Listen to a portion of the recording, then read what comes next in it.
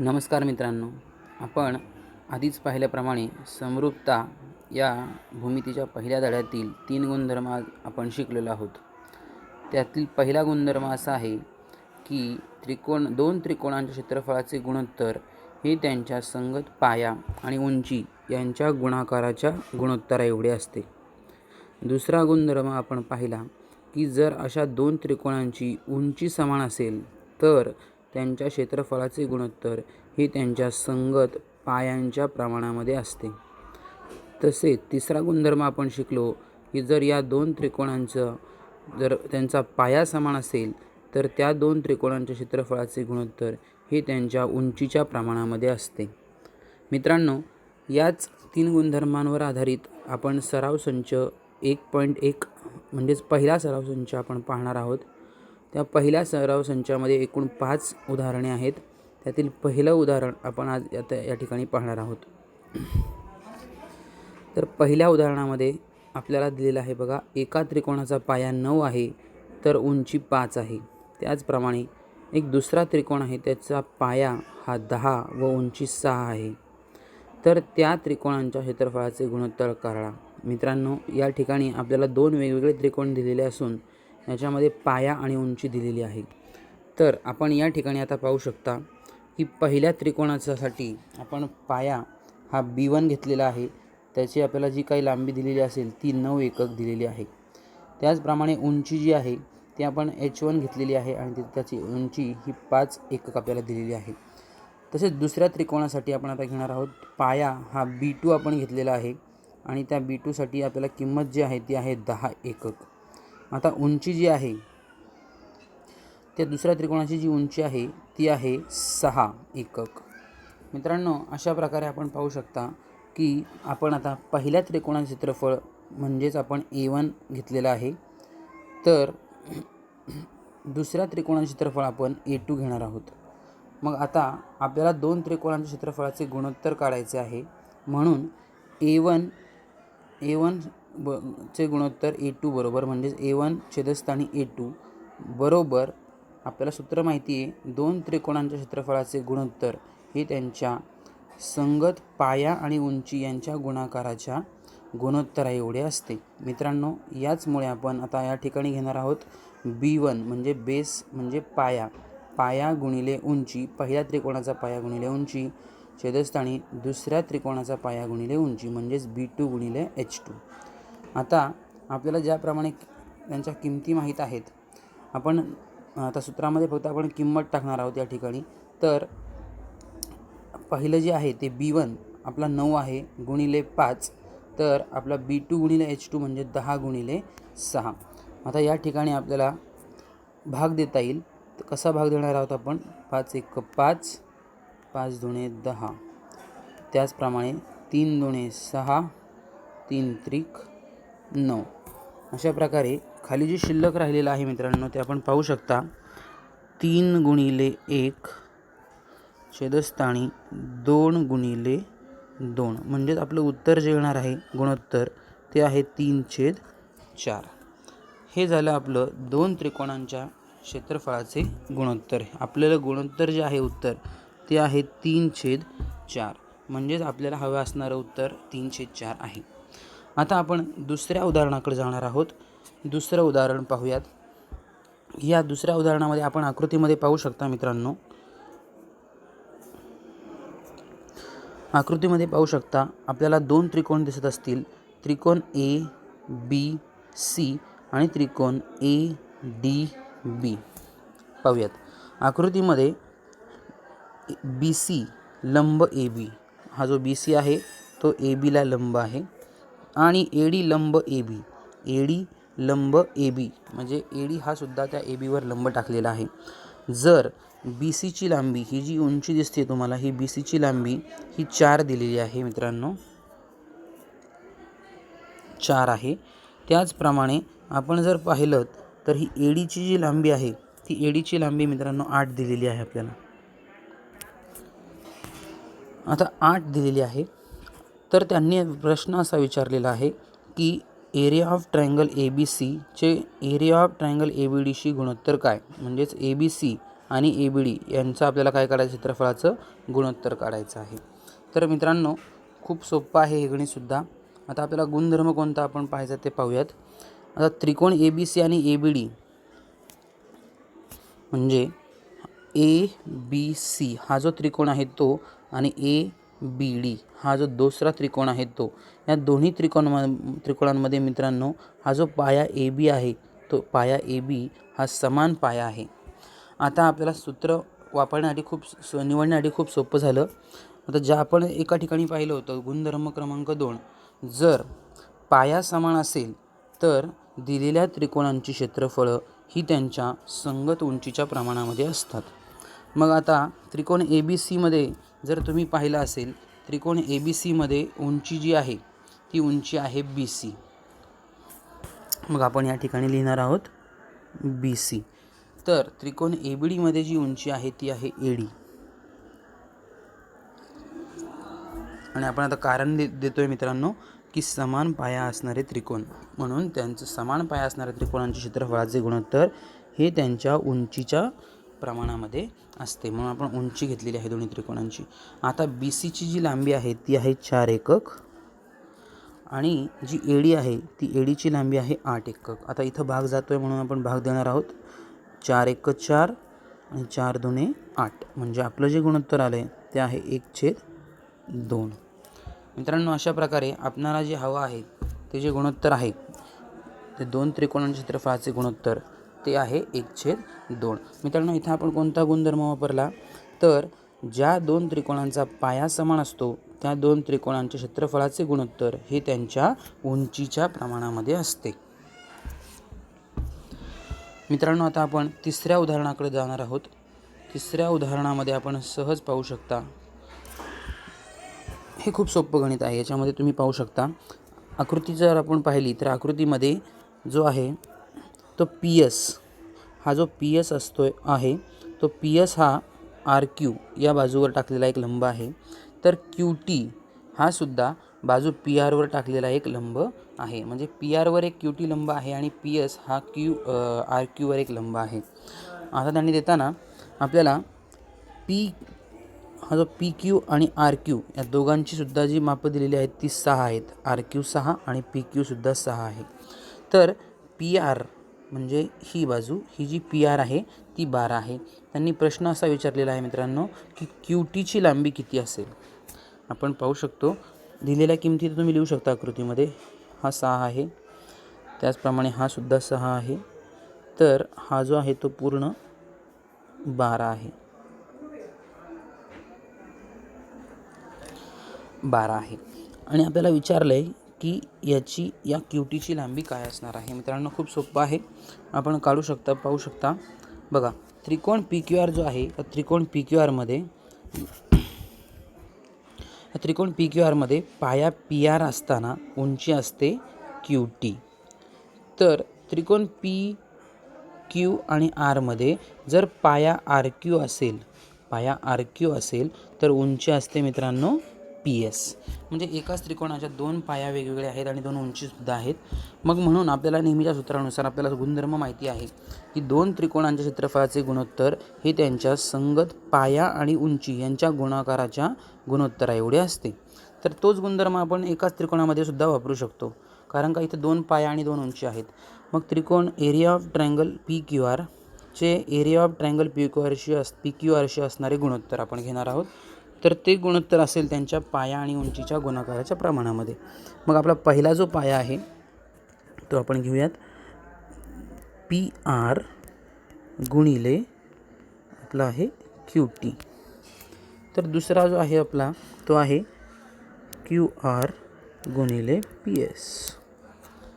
आता आपल्याला माहिती आहे PQR आणि PQR ह्या दोन्ही याचं उत्तर जे असेल ते असेल 1. त्याचप्रमाणे आता आपण इथं ह्याच ठेवणार आहोत PR गुणिले QT हे दिसतं आणि QR गुणिले PS. आता या ठिकाणी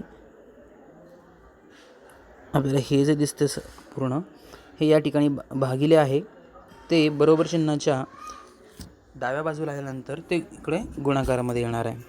त्यामुळे ते बदलून आपण त्याला सोप्या भाषेत लिहिणार आहोत क्यू आर गुणिले पी एस बरोबर पी आर गुणिले क्यू टी.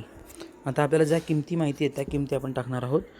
क्यू आरची किंमत मित्रांनो आपण पाहू शकता. क्यू आरची किंमत जी आहे ती क्यू आर आणि पी क्यू या दोघांची किंमत जी आहे ती 6 आहे. मग 6 गुणिले पी एसची किंमत, ती पी एसची किंमतसुद्धा 6च आहे बरोबर पी आरची किंमत 12 आहे गुणिले क्यू टी. आता आपण क्यू टी त्याच ठिकाणी ठेवणार आहोत, म्हणजे आपलं उत्तर येईल क्यू टी बरोबर 6 गुणिले 6 आणि 12. इकडे 12 गुणिले आहेत ते 6 गुणिले 6ला काय होतील, भागिले होतील. आपण इथे सोपं करू शकतो. 6 1 6, 6 2 12. परत 2नी भाग जाईल, 2 1 2, 2 3 6. म्हणून मित्रांनो आपला जो क्यू टी असणार आहे तो क्यू टी असणार आहे 3 एकक. आपण दिलेलं उत्तर आपण काढलेलं आहे मित्रांनो. अतिशय सोप्या पद्धतीने आपण या ठिकाणी हे उत्तर काढलेलं आहे की दोन त्रिकोणांच्या क्षेत्रफळाचे गुणोत्तर हे त्यांच्या संगत पाया आणि उंची यांच्या गुणाकाराच्या गुणोत्तरा एवढे असते.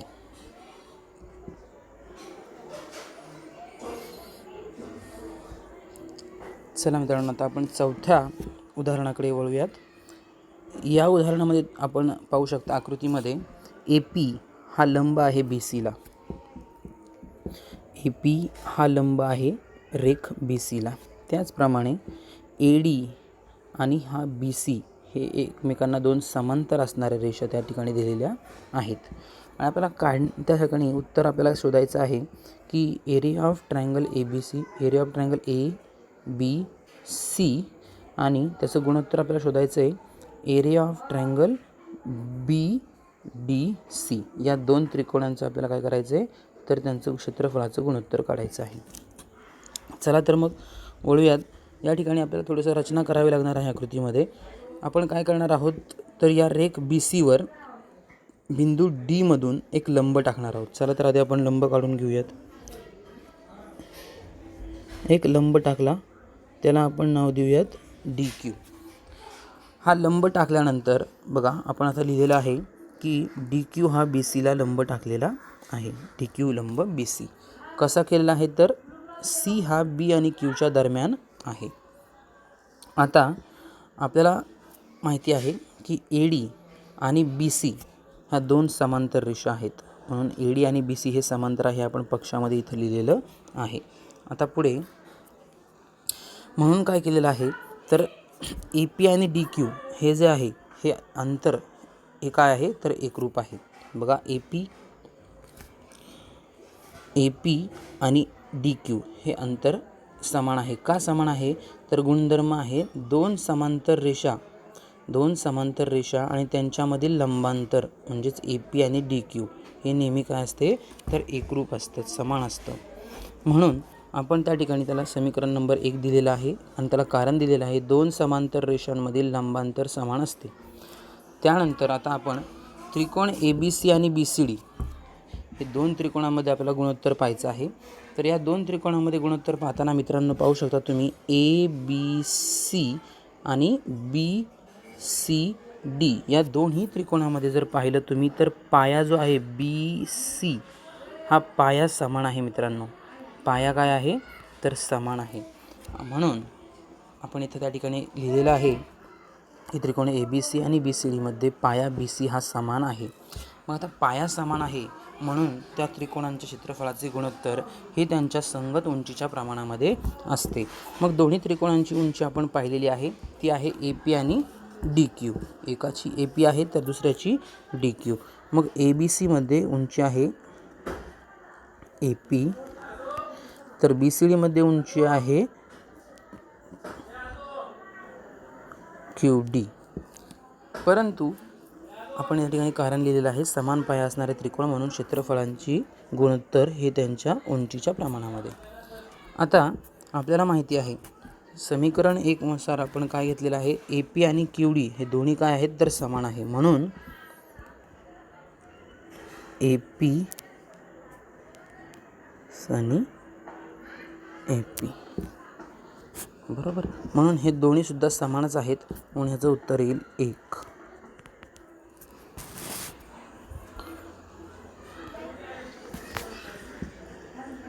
समीकरण 1 वरून. म्हणजेच मित्रांनो, हे दोन्ही त्रिकोणांचे क्षेत्रफळ आपण आता कसं लिहू शकतो?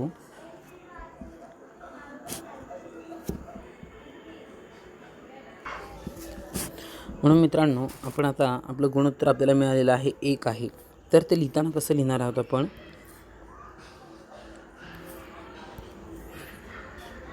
एरिया ऑफ ट्रायंगल ABC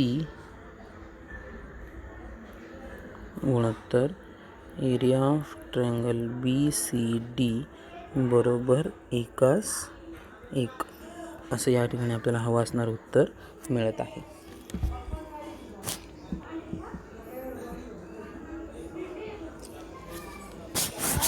चला तर मित्रांनो, आता आपण वळूया आपल्या पुढच्या उदाहरणाकडे. हे थोडंसं म्हणजे मोठं उदाहरण आहे, अवघड म्हणता येणार नाही, पण याच्यामध्ये आपल्याला 4 गुणोत्तर एकाच वेळी काढायचे आहेत. आकृतीमध्ये तुम्ही पाहू शकता की एक मोठा, ज्यामध्ये बरेच त्रिकोण आहेत. तर आपण सुरुवातीला जर पाहिलं तर मोठा त्रिकोण आपल्याला दिसतो A, B आणि C. हे ABC हा मोठा त्रिकोण आहे. त्या त्रिकोण ABC मध्ये PQ हा BCवर एक लंब टाकलेला आहे, तर AD हा या BCवर लंब टाकलेला आहे. म्हणजेच दोन्हीही लंब हे BCवर असून त्यांची उंची मात्र वेगवेगळी आहे. आता त्यांनी विचारलं आपल्याला की खालील गुणोत्तरे काढा. चला तर मग आपण एक एक करून ही गुणोत्तरं पाहणार आहोत. तुम्ही सगळे गुणोत्तर एकदा वाचून घ्या बरं. एरिया ऑफ ट्रायंगल PQB आणि त्याचं गुणोत्तर आपल्याला शोधायचं आहे एरिया ऑफ ट्रायंगल PBC बरोबर. चला तर मग आपण एक एक करून सर्व शोधणार आहोत. पहिला आहे एरिया ऑफ ट्रायंगल PQB, त्याचं आपल्याला शोधायचं आहे एरिया ऑफ ट्रायंगल PBC बरोबर. चला तर मग ते कुठे आहेत ते शोधूयात आपण आधी. तर PQB हा छोटा त्रिकोण आणि त्याचा आहे PBC. आता हे दोन त्रिकोण जर पाहिले मित्रांनो तुम्ही, तर PBQ आणि PBC मध्ये या त्रिकोणांची जो आहे ती उंची समान आहे, पण पाया मात्र भिन्न आहे. म्हणून हे दोन समान उंचीचे त्रिकोण आहेत मित्रांनो. मग समान उंचीचे त्रिकोण आहेत म्हणून त्यांच्या क्षेत्रफळाचे गुणोत्तर हे त्यांच्या संगत पायांच्या प्रमाणामध्ये असेल. म्हणून पहिल्या त्रिकोणाचा पाया आहे BQ, तर या मोठ्या त्रिकोणाचा पाया आहे BC.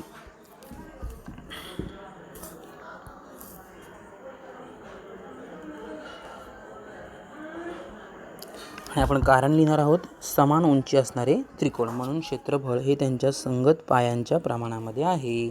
पहिला गुणधर्म वापरून आपण हे पहिलं जे आहे ते पहिलं एक गुणोत्तर काढलेलं आहे. चला तर आता दुसऱ्या गुणोत्तराकडे वळूया. दुसऱ्या गुणोत्तरामध्ये विचारलं आहे त्यांनी की त्रिकोण PBCचं त्रिकोण ABC बरोबर. चला तर मग त्रिकोण PBC आणि ABC पाहूयात आपण. त्रिकोण PBC हा आतला छोटा त्रिकोण, तर हा ABC हा मोठा त्रिकोण. आता हे त्रिकोण जर पाहिले मित्रांनो, तर ह्या त्रिकोणामध्ये बघा, या त्रिकोणामध्ये या दोन्ही त्रिकोणामध्ये जर पाया जो आहे BC, हा BC पाया आहे समान. यांची उंची मात्र काय आहे तर भिन्न आहे. एकाची उंची आहे PQ तर दुसऱ्यांची उंची आहे AD. तर आपण या ठिकाणी या सूत्राचा वापर करणार आहोत. कोणता गुणधर्म वापरणार आहोत तर समान पाया असणाऱ्या त्रिकोणांचे क्षेत्रफळ हे त्यांच्या संगत उंचीच्या प्रमाणामध्ये असते. म्हणून PBCची जी उंची आहे ती आहे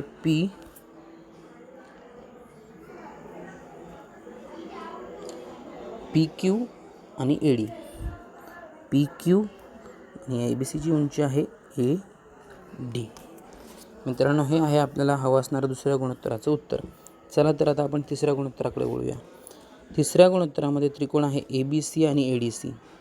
त्रिकोण ABC आणि ADC, तर ABC आणि ADC या दोन्ही त्रिकोणामध्ये तुम्ही पाहू शकता की जी उंची आहे AD, ही जी उंची आहे ती AD ही उंची समान आहे, तर त्यांचा पाया मात्र भिन्न आहे. म्हणून कोणता गुणधर्म वापरणार आहोत आपण तर समान उंची असणाऱ्या त्रिकोणांचे क्षेत्रफळाचे गुणोत्तर हे त्यांच्या संगत पायाच्या प्रमाणामध्ये असते.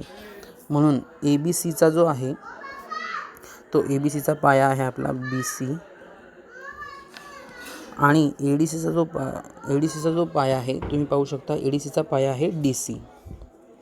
म्हणून DC हे आहे आपल्याला हवं असणारं उत्तर.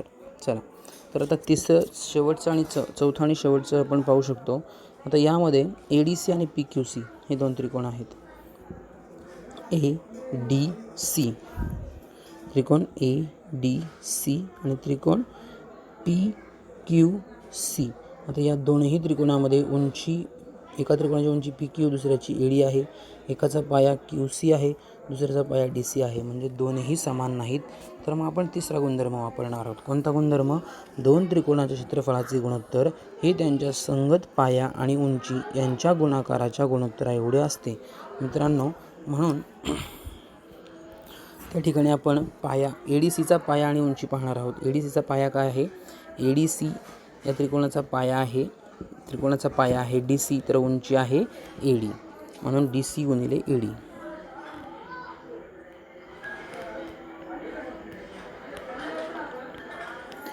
तर त्रिकोण पी क्यू सीमध्ये आपण पाहणार आहोत. त्याचा पाया पी क्यू सीमध्ये पाया आहे क्यू सी, तर उंची आहे पी क्यू.